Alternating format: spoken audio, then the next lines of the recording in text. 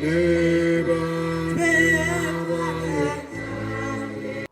sure there is a way each one of us remembers Tata Nkoyoyo.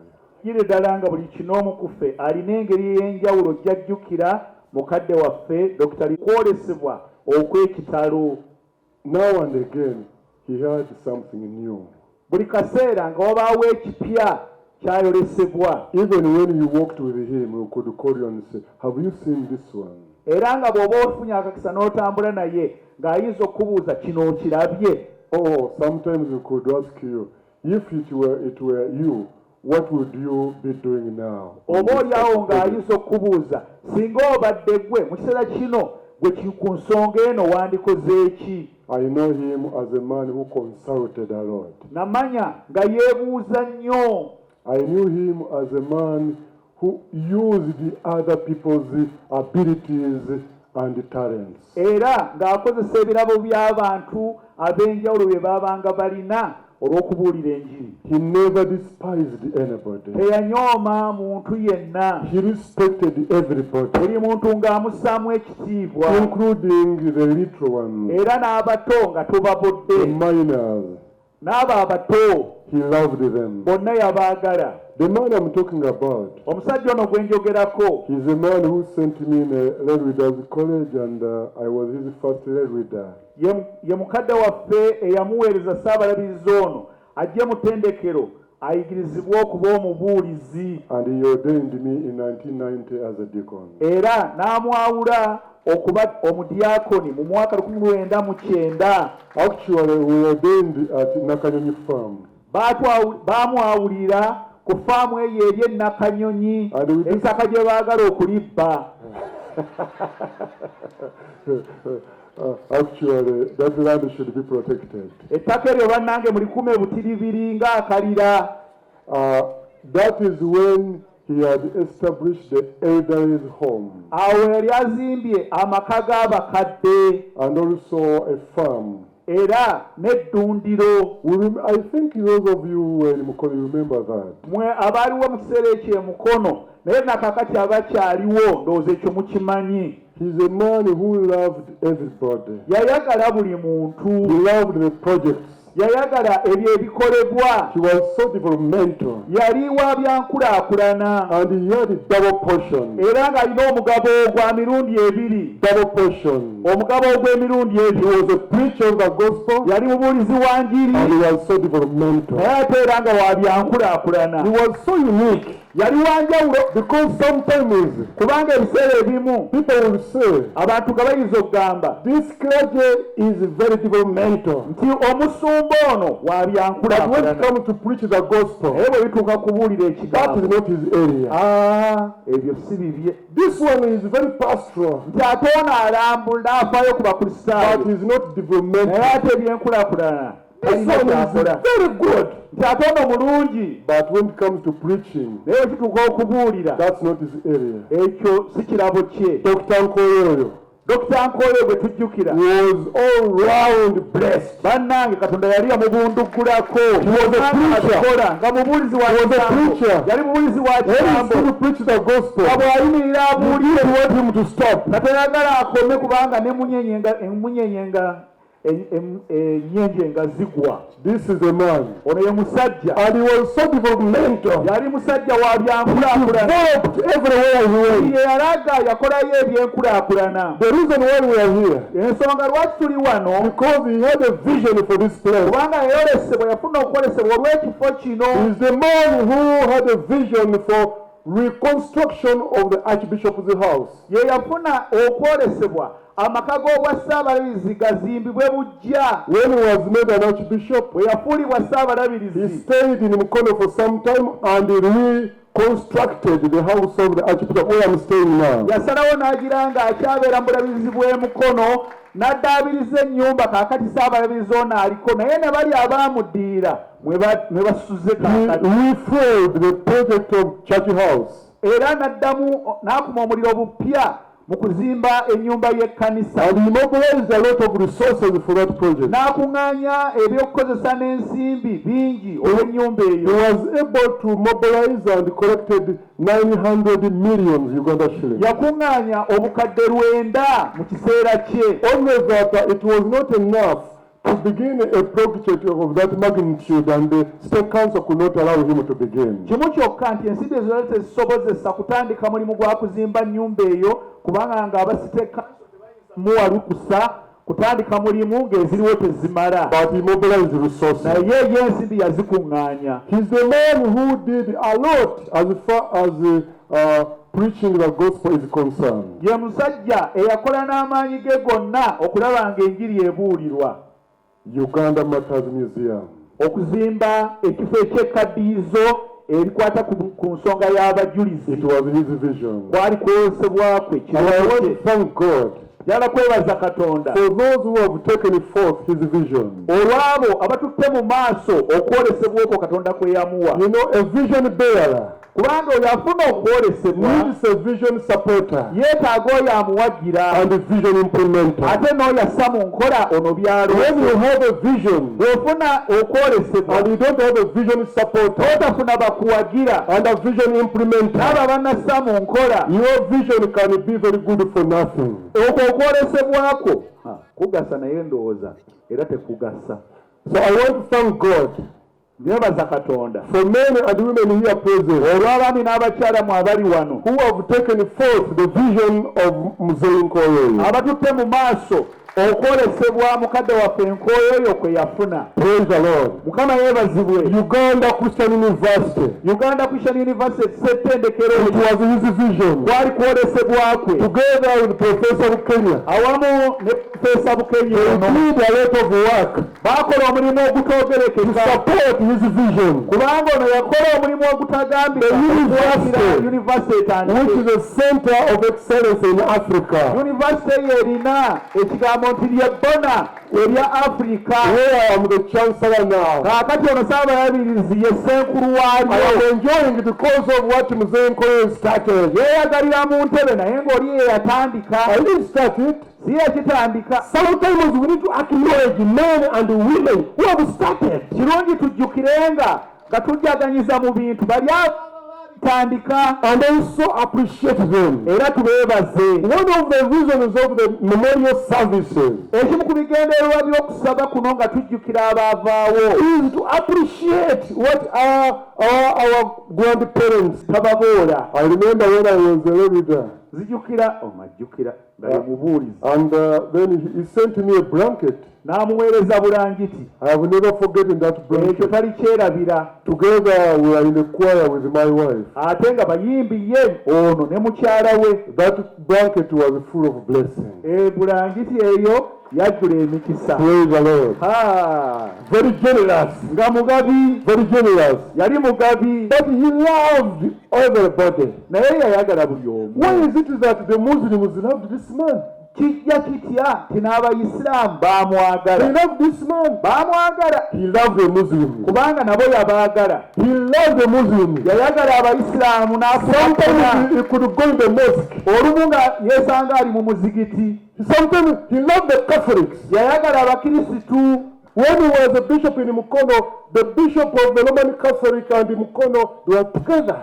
Bwe yali nga yakyali omulabizi w'e Mukono ne omulabirizi oba omusumba ow'Abakristo ow'e Mukono nga bali bumu. He loved the Pentecostals. Yayagala Abapentekoote. He loved everybody. Buli omu yamwagala. Did he love you? Bwe yakwagala. Tell your neighbor whether he loved you. Say yes, he loved you. Bw'abanga yakwagala gamba muliraanwa wo nti ye anjagala. But all these things we are seeing, naye ebintu byonna bye mulaba, orphanage homes, amaka ag'abaana bamulekwa, the needy children, abali mu he bwetaavu, supported them. yabawagira. I remember the project called Send a Car. Nzijukira pulojekiti gye yakola ey'okugaba ente. Some people even they complained. Abamu ne beemulugunya. Now the bishop is giving cows to Muslims, Kalaba agaba n'ente n'Abasiraamu n'Abakristu n'abawa. and some Americans have not got. Ate nga bamufu Abakristaayo tetunnaba na kufuna. And now this man is not good really. Ono si mulungi. But everybody accepted it and said, I think these are God's people. naye abalala ne bakitegeera ne bagamba ddala bano bantu ba Surprisingly, ekyewuunyisa the Muslims would bring milk to the church. ekyewuunyisa ng'abayisiraamu baleeta amata mu kkanisa. They could bring milk to the lay readers nga bagabira amata ababuulizi out of that project. okuva mu projekiti eyo. But some Anglicans could get the milk and get it themselves. Period. ng'amata baganywa ne babwegera ne biggweeraawo. Not all of them, but some of them. si bonna mwenna abakristaayo naye abamu ku bakristaayo. The Muslim Catholics would remember the church. abasiraamu n'abakatuliki abaweebwa ente bo nga bajjukira abaweereza mu I'm talking about Dr. Livingstone, who was not discriminating anybody. njogera ku Dr. Livingstone Nkoyoyo eyali taboola tasosola. Omugenzi Archbishop Nkoyoyo n'omugenzi Nsibambi, former Prime Minister, nakola nabo ne mpulira determination gye baalina mu kuteekateeka olubiri lwa Ssaabasajja okulukolamu ebyobulambuzi. Omugenzi Nkoyoyo yalina ekirowoozo ekyo ng'alaba mu lubiri awo tusobola okufuna ssente, Buganda esobola okufuna ssente. Era meeting eyasooka nagirimu naye abantu abamu tebaamutegeera, ne Prime Minister Nsibambi tebaamutegeera. Era ne wabeerawo abagenda ku geeti ya Prime Minister ne bagaa nti tututte obusente bwo buubwo. Sente ne bazimuddiza ne bazikasuka. Naye ng'ababiri abo baalina ekirowoozo nga batukunze okulaba nti mu lubiri awo wabeerawo ekiraga obwakabaka bwa Buganda gye buva ne gye bukoma, kibeere ekyokulambula. Abalala ne bagamba toleeta ssagalika eryo. Era ndowooza na buli kati tetunnaba kuteekawo kintu mu lubiri awo ekisobola okuggyayo ekirooto eky'omugenzi omwagalwa waffe Nkoyoyo. Abalala baali baagala n'okuteekawo runway nti omulambuzi bw'ajja alandinge mu lubiri. Abalala baagala okuteekawo hotero, era by'ebirooto ebyo eby'omugenzi Nkoyoyo. Oli bw'asula mu lubiri eriyo hotels ze tumanyi eziri mu palaces, naye osasula thousands of dollars okwebakayo one night. Era ekirowoozo kya hotel wane Namugongo kijja tukolera nnyo.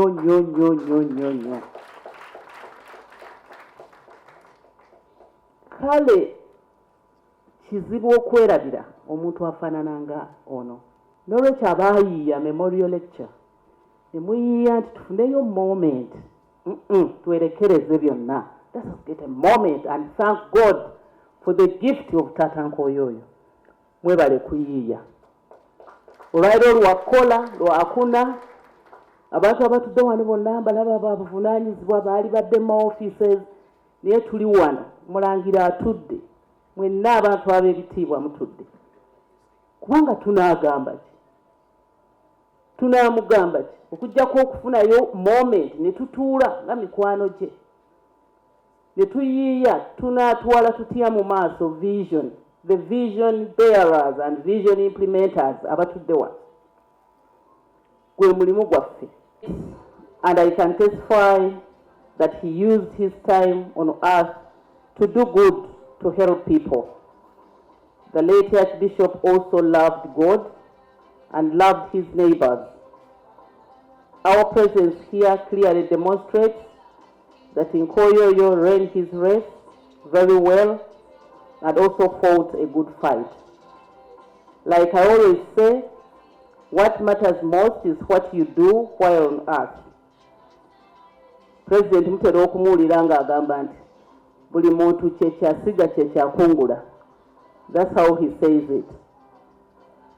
And at this time of his death, at the time of his death, the late Archbishop's main worry was this Namugongo project that he helped to initiate.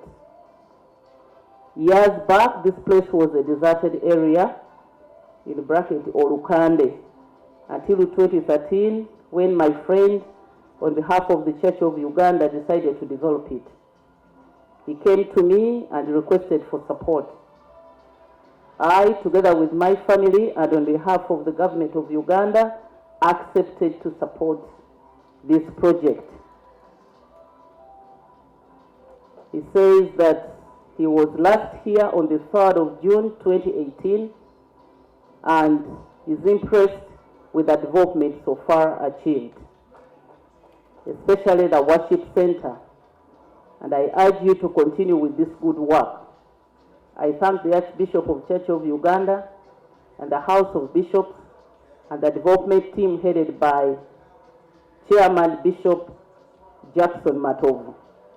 I also thank the Archbishop and the team for supporting government programs. And as government, we shall continue to support church to complete this project. I also salute the church for organizing this day. I thank you very much, President of the Republic of Uganda. In his words, he has pledged to continue supporting. Naye mwetaagamu abaseesaamu. Archbishop Nkoyoyo yali musajja wa Katonda wa kitiibwa, musajja mukwata mpola, musajja ng'ayagala ddiini lye, ng'ayagala eggwanga lye, ng'ayagala Africa n'amawanga gonna agali ku nsi. Archbishop Nkoyoyo yalaga omutima ogwagaliza. Era ng'emulabye omukulembeze waffe wa Kibuli omulangira Nakibinge wabadde wano, n'abakulu bonna ab'eddiini ab'enjawulo ababadde wano abazze musabira. Kino kiragira ddala nti Archbishop Nkoyoyo yali akwata ku buli muntu yenna, ku mutima ku muntu yenna. Kino kiragira ddala nti nno ab'eddiini balina okuyigira ku ye enkola y'obuntu obulamu, ng'ayagaliza, ng'ayagala enkulakulana. Buli kintu kyonna kye yakwata mu Church of Uganda yali ekula. Yakwata ekkanisa ya All Saints e Nakasero n'agikuza. Yakwata University Mukono n'agikuza. Yakwata omulabirizi w'ekkanisa Wasula Namirembe n'agikuza. Yakwata wano museum leero wetuze okuŋŋaanira n'agikuza. Kwegamba buli kintu kyonna nga bwe yayogera, yagamba nti no buli kintu kyonna ky'okola ku nsi kola mangu mangu. Bw'oba osaba kola mangu mangu, era bw'oba ozimba zimba mangu mangu. Kwegamba buli kintu kyonna kye yayogerako